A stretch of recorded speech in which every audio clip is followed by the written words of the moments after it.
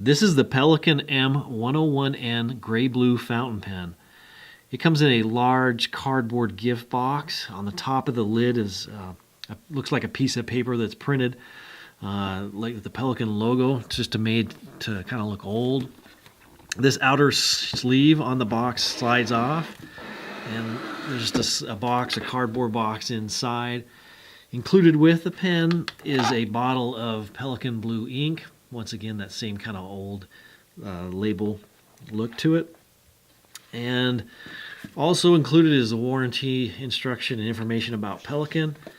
The pen comes in a Leatherette case. The Pelikan logo is embossed here on the corner of the flap.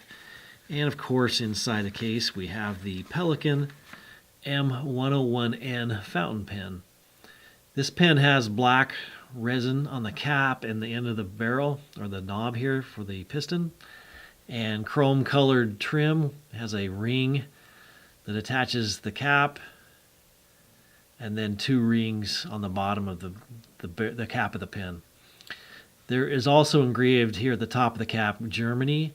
No other engravings on the pen. There are a couple, or just a ring of little kind of grip or section to grip, so you can grip this as you twist the knob a little bit.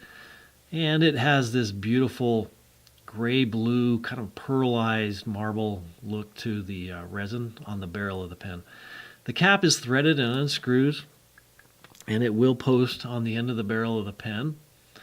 It has a matching black resin section, and it also has a clear gray colored ink viewing window, so you can see the piston as it actuates. You can also see the ink level as you're using the pen, and then a matching silver colored nib with a black feed.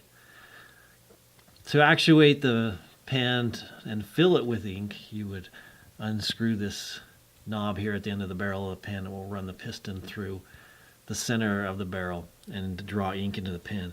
Just a great little pen. Pelikan's a great German brand.